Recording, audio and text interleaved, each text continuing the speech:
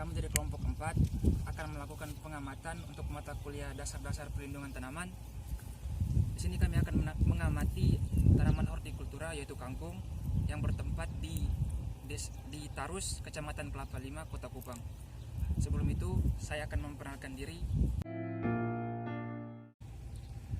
Saya sendiri bernama Sidiki Rajulun Fatih Alamin dengan NIM 2104060001. Dan nama saya adalah Patlimanullah A dengan NIM 2104060178. Dan saya atas nama Papilus Aprilis Tejol dengan NIM 2104060177. Kemudian nama saya Petronella Dadasiala dengan NIM 2104060179. Saya Tessa Margareta Tenuben dengan NIM 2104060034. Terima kasih.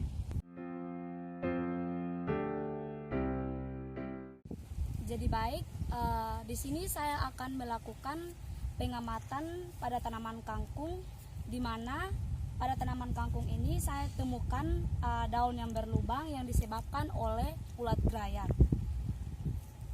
Pada berikut ini gejala yang ditimbulkan akibat serangan ulat grayat ini adalah daun menjadi berlubang, di bagian pinggir daun menjadi bergerigi karena bekas gigitan ulat grayat.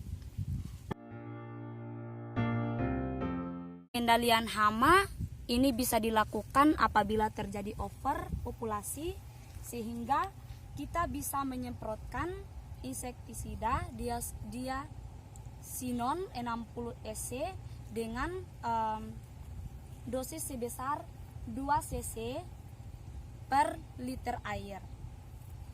Pada waktu membasmi ulat grayat ini, sebaiknya lahan dikeringkan terlebih dahulu selama 4-5 hari, kemudian diberi air kembali. Lalu pada berikut ini pengendalian yang kita lakukan adalah yang pertama, lakukan sanitasi lahan secara teratur. Lalu ambil ulat grayat secara manual sampai tidak ada yang tersisa. Kemudian lakukan penyemprotan insektisida diasinon.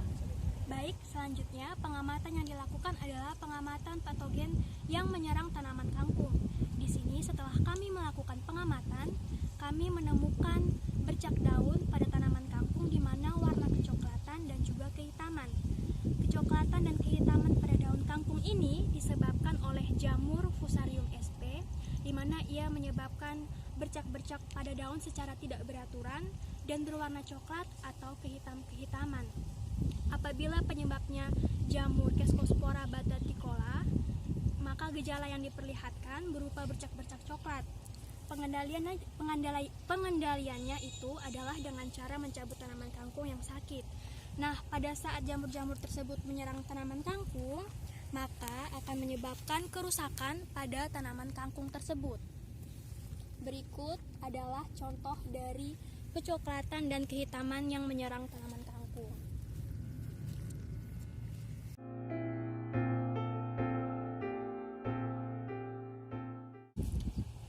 Saya lanjutkan. Di sini saya akan menjelaskan tentang cara pengendalian pada tanaman kangkung, patogen pada tanaman kangkung. Di sini cara pertama itu adalah atasi secara manual. Cara ini bisa dilakukan saat serangan hama dan penyakit masih tergolong rendah. Cara ini tergolong praktis karena mudah dan cepat melakukannya. Cara yang kedua itu menggunakan perangkap. Perangkap merupakan salah satu alternatif mengatasi serangan hama tanpa harus menggunakan pestisida atau sejumlah perangkat yang dapat digunakan. Yang ketiga itu adalah lem serangga. Yang keempat itu adalah cairan atraktan. Cara kerja perangkat ini adalah menarik perhatian hama serangga sehingga serangga mau masuk ke dalam perangkat. Yang berikutnya adalah perangkap tikus.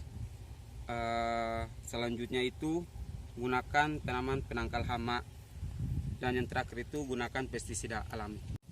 Selanjutnya, OPT yang menyerang tanaman kangkung di sini adalah gulma. Gulma berdasarkan pengamatan pada kelompok kami, gulma yang kami dapat adalah teti. Jadi pengaruh tanaman teki terhadap pertumbuhan tanaman kangkung menyebabkan tanaman kangkung menjadi kerdil. Hal ini disebabkan tanaman teki dengan tanaman kangkung, sehingga ketersediaan unsur hara dalam tanah menjadi terkuras. Oke, baik, selanjutnya saya akan menjelaskan bagaimana cara pengendalian gulma pada tanaman kangkung. Yang pertama, pengendalian gulma secara mekanik. Pengendalian gulma dengan cara mekanik dapat dibagi menjadi, yang pertama adalah mencabut gulma, yang kedua pembabatan gulma, yang ketiga pembakaran gulma, dan yang keempat pemakaian mulsa. Kemudian teknik yang kedua adalah dengan sistem kultur teknik. Kemudian yang ketiga adalah dengan pengendalian gulma secara kimiawi. Untuk pengendalian gulma secara kimiawi, kita bisa menggunakan herbisida.